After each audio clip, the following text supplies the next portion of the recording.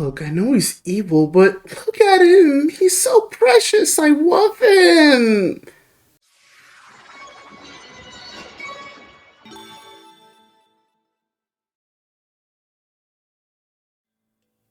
A few days ago, I was talking to Ghosty about horror games I wanted to play on stream, and while she wanted me to play The Quarry, and while I'm getting to it, Ghost, leave me alone, I had a thought. There are tons of villains that people love. Not just love to hate, but take out a mortgage, move into a studio apartment, and live happily ever after love. This isn't an, aw, poor villain guy, your backstory's so sad. I'm not gonna be dissecting your favorite Persona Twink or Mr. Freeze. I'm talking about true villains. But not only am I gonna figure out why we like them, I want to see if one of the most hated villains of fiction, someone who's lived in the hearts of 3 generations of anime users, can be loved the same way. We at Key Inc. have been cooking up something good.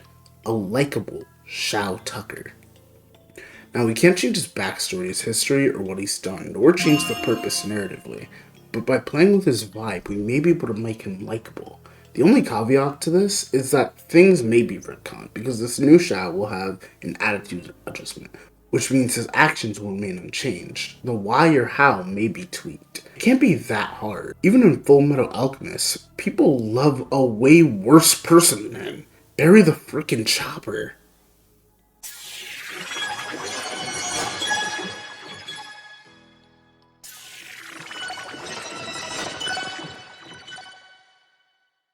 Do you believe you're taking the moral high road? Is that what you believe?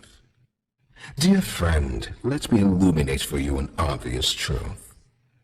Survival necessitates choices. Difficult choices. This one is yours. If you want to leave this room, it'll come at a cost. It's this little life or yours. You know.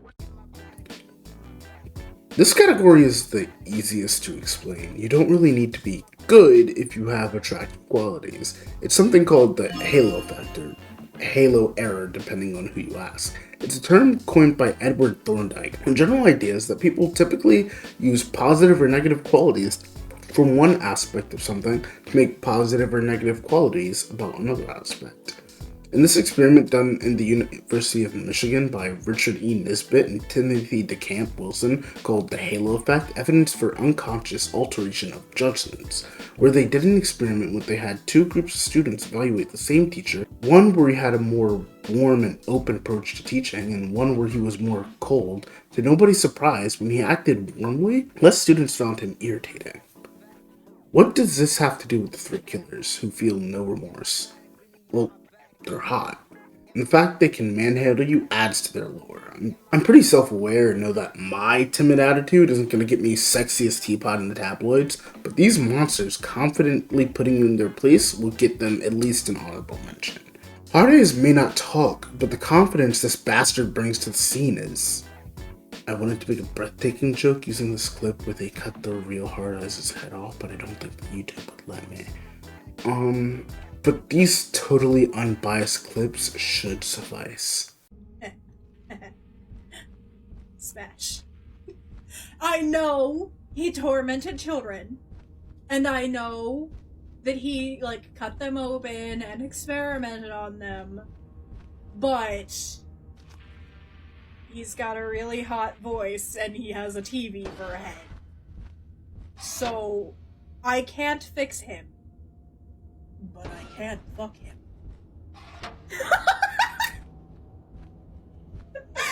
Oh, I'm unhinged. As soon as my legs heal up. Oh. Well, Ethan Winters. Let's see how special you are. Yes, Mother. I'm as special as you want me to be. Wait, what are you doing?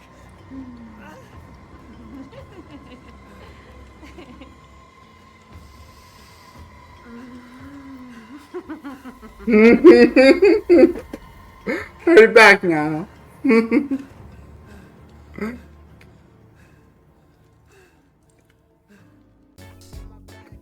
Now, do the other people in this video fit this description? Sure, but I think the 3 is a good number of topics to talk about, and 3 examples to back it up are good enough. Plus, it lets me set the groundwork for other categories.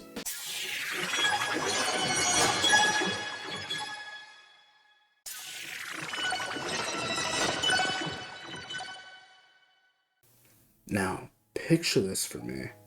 It's close to midnight, and you can't see it, but there's something evil lurking in the dark. And under the moonlight, the sight of something almost stops your heart. After catching your breath, this figure looks at you and says, "What's your favorite scary movie?" That's an odd question, mysterious figure. If you don't leave immediately, you may even think this guy is charming.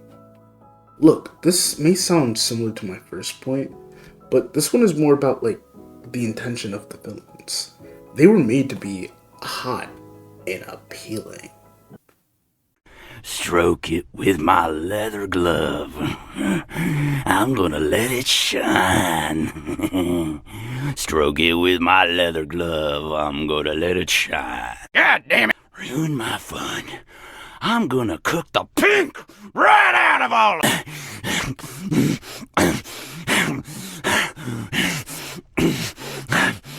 I need you to prove to me that you are an American. That's not a thing you can do with paper.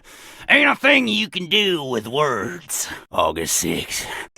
In the great words of the lovely Stanzi Potenza, welcome back to another week of fictional men I would sell my body to at a discount price. The discount price being free, because I would never make these fine gentlemen pay for a whore like me. This week's entry, Big B Wolf. Dude, he's so fine. Look at him. That's my man. That's my husband. Just look at him. Look at my husband. He's the streamer today. There you go. Thanks. He's so fine. I love Big B so much. For those of you poor, unenlightened souls, that was Ariel. She's so cool, and I bought a lock of her hair for about $5.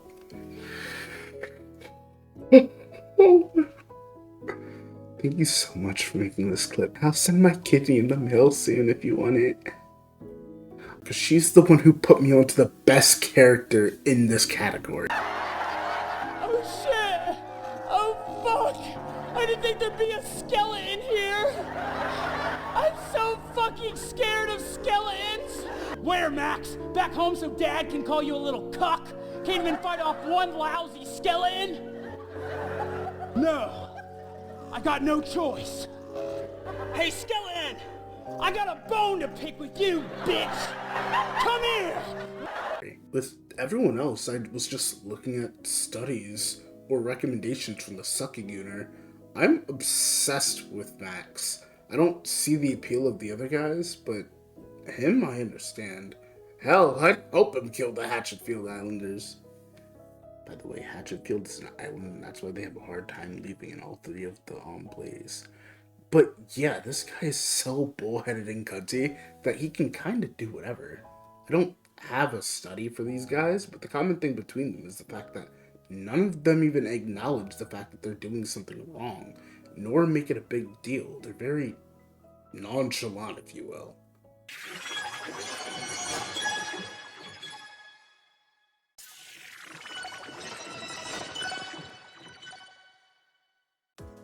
My personal favorite flavor of villain. Before I get into this, an honorable mention is Dr. Doofenshmirtz. Well, his plans are very elaborate. They're very elaborate. And I love the guy. His childhood was fucking rough, man. And it discredits him since I can't invent a backstory for Shou. I still love you though, buddy. This group is the most evil, but you kinda have to let them cook. They're evil for the love of the game, and while these guys on paper are the worst, I kinda have to see where they're going. Whether it's spending your entire life to mildly inconvenience someone else's, or setting up someone's parents for a chili competition, the lengths these people will go to achieve their goals is typically impressive.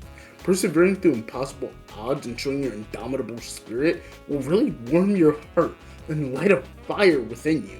The real kicker is, they're pushing the limits and breaking boundaries for something absurd. Not in like a pipe dream kind of way, I want to fix the world. No, it's for something that they didn't have to go this far for at all. I really want Superman gone. I made the cure to every known and unknown disease, but let's take it away. So until this big blue bastard stops sucking air, how about you suck a big one? 1A! 1A! 1A!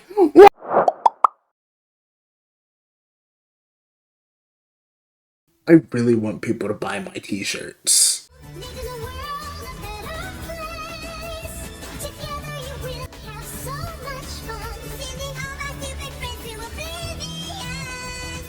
I was gonna drop a study to educate you guys on why once violence becomes absurd, it's more palatable. But I can't actually find a study for this, which means that it's an original thought. I've decided to call this phenomenon the champ curve. It's hard to determine how much of violence you'll have to hit for the curve, but if CJ puts you on the round table, then it's probably that. Hero murdering the bullies had me afraid. After he killed a family, I was terrified. Then he asked, "What manga do you read?" At that moment, his violence went from sick to interesting. It became a case study that will bring about peace. どんな漫画読む？漫画。どんな漫画読む？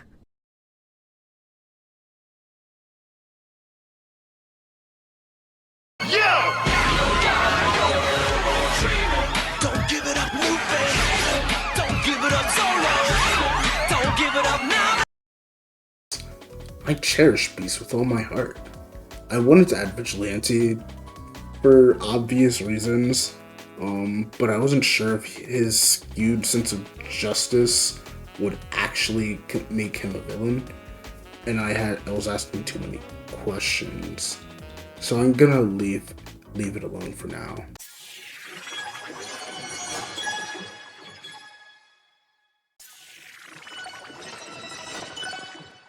Before jumping right into the main topic at hand, let's talk about who Mr. Tucker is. A studied alchemist known as the Sowing Life Alchemist, as he was able to craft a chimera with the ability to use human speech. Without making this discussion too long, just know that he was a well-known man that did something world-renowned. In the time we see Mr. Tucker, he's someone of a more mild personality, soft-spoken, and almost gentle with how he interacts with his daughter Nina. Nina ranges from 4 to 5, depending on if you read the manga or watch either of the animes. Regardless, a lovely young character that bonds with the Elric brothers, and most viewers have a soft spot for, especially when you see her playing with her dog, Alexander. So with that bit of background of him and who his daughter is, let's talk about why this man is one of the most and worst anime fathers in my eyes and many others. Mr. Tucker in the anime was becoming more pressured with his work on chimeras, as he has failed to make another one to do human speech since 2 years before he met the Elric brothers. This man went as far as taking his child and dog to give it one of the worst experiments of sewing them together to making the most iconic scene to this day, Big Brother Ed. Very haunting, and to some people, a very well used meme, sadly. That chilling scene of a man was twisted not with regret of his actions or the horrific realization of what he did to his family. Instead, he smiled proudly while saying, "I did it, boys. I finally did it." I believe the reason why so many people hate this character, Mr. Tucker, so much is rather clear, but let's just go down the list. turning on your family when you clearly have a good and loving relationship with them is never looked on fondly. Yet it's even worse when you direct it or attack a child that can't defend themselves or understand why you're hurting them. Personally, I know, including myself, that will run up on somebody if they see, to protect a child that's not even their own, if they see them in danger of any sorts. So the fact that he cut up his little girl just to sew her back up with her dog gives him a point about why he's such an awful person. Then there's Alexander the dog. I myself and many others are huge animal lovers, and I get easily heated if I see someone abusing an animal. There are many who have their own pets, who have fond memories, and people in general who just have a soft spot for animals, and especially dogs, as they're very prevalent in our lives. So the fact that it's not just a child, but with a dog too, gets him higher on the shit list. The fact that this man was so calm in doing this a second time, because we find out in the series that his first chimera that he was able to use human speech was him cutting up his wife. It's really disgusting to see him just tear up his family for his projects. And the worst part is when he was confronted by the Elric brothers about this man was kept smiling and said, I quote, "I don't see what you are so upset about. This is how we progress." And man saying he was doing this for the love of his family and ends up using them for his selfish sadistic pursuits. Honestly, why he's so high up there as a horrible father and a horrible figure in anime. At least from what I can say personally and what I've gathered from some research. We finally have all the pieces when we're ready to make our perfect Shou Tucker, our Full Metal Alchemist. I just gotta make a call first. I'm a doctor, an engineer, and the top researcher in curses. And you want me to simulate what?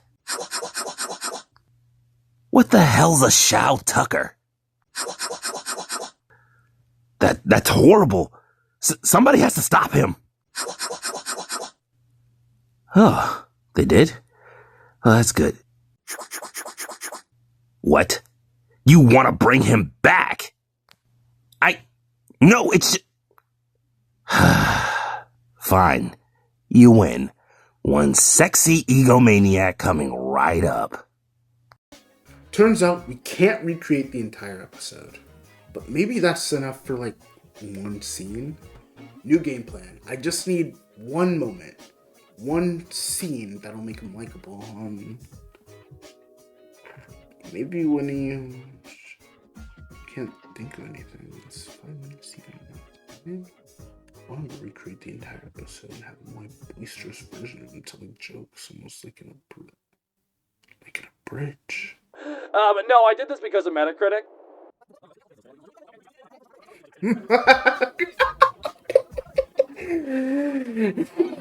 5 minutes.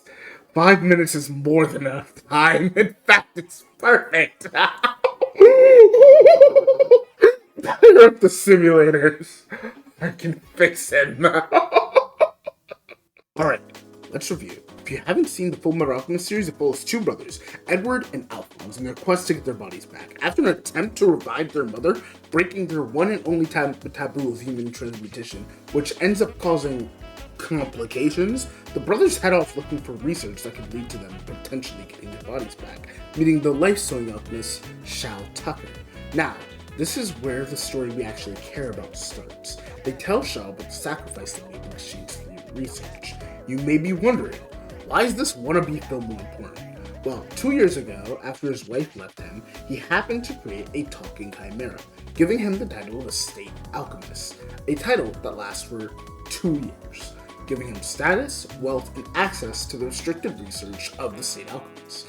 With time running out and his certification, he needs to do something significant, or he'll lose all of the benefits that he already has. He needs to strike lightning in the bottle, and luckily, with time running out, he does. And Fortunately, the talking chimera lining up with his wife and daughter's disappearances weren't exactly coincidences. In fact, they were his main ingredients. The scenes where he was a kind dad hid a monster beneath the surface. His daughter, his wife, they were nothing more than a bag. Lest they weren't. I want to know how to get people to like him first, but I want to point out where the original scene had him losing aura. Right here. Why is he in a dark room?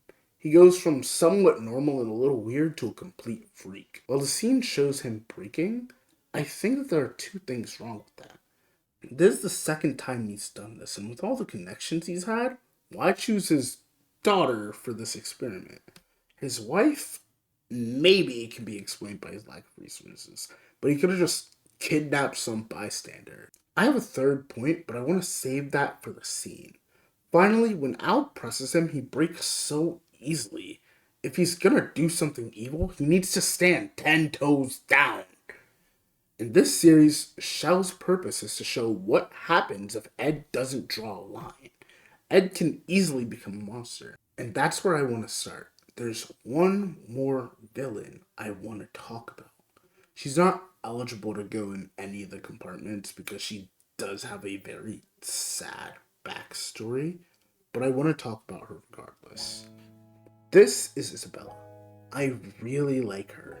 In fact, her crimes are similar to Shou's. She might even be worse. She didn't just kill one of her kids. I'm not even sure if she counted how many she shepherded to their death. And worse, to cover it up, she broke her own daughter's leg. The thing I want to talk about is why she did it.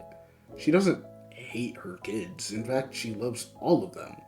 And that's why. Because her precious babies are going to die one by one. So she wants to give them a pleasant life before it's their turn. What if Shou's the same way? Not with his wife, he was just tired of arguing. But I think he truly does love Nina. What if? Boys, I have something to show you. I did it. Another chimera that understands human speech. Look at this. Here, that person is Edward. Ed? What? Good job, Nina. I knew you would change the world someday. I'm so proud of you. That's amazing. What? What have you done? Well, I took Nina and... Bro! It makes so much sense. 2 years ago, you did the same thing to your wife, didn't you? Oh, you're right. I'm sorry. I should have tried to bring Mommy back to life instead. You think the government doesn't know? You became a state alchemist at 15 for what? Clapping in basic transfiguration? They turn a blind eye in the name of progress as long as the general public doesn't find out. They don't care, and if they do, we were crazy. We went off the rails. They had no idea.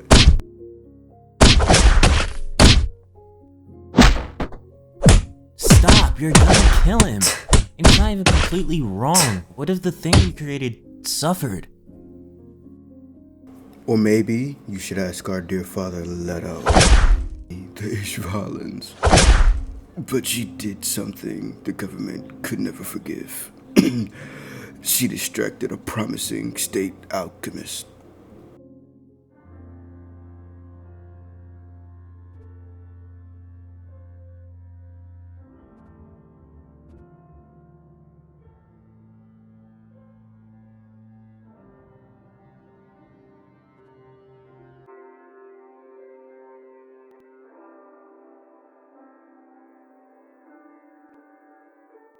I knew then that she wouldn't amount to anything.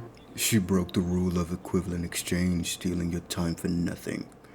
The way society at least sees her as valuable.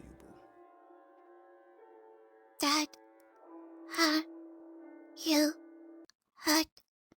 Dad, are you Hurt. Nina, I'm really sorry. Even with all our knowledge, we can't turn you back. I'm so sorry. I'm so very sorry. I'm sorry. Can we play? I want to play.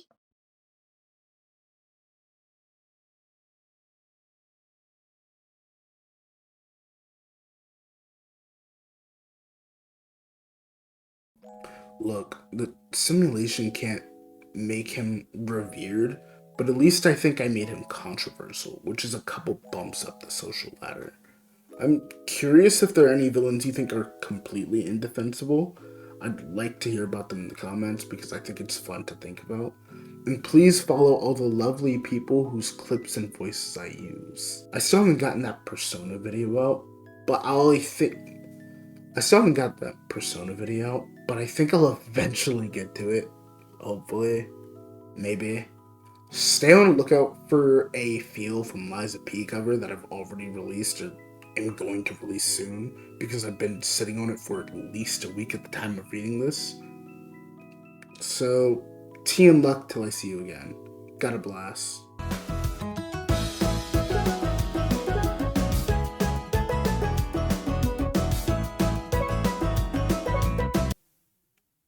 Oh wait, and subscribe or whatever. I hope that little button lit up, because I think that's a cool feature.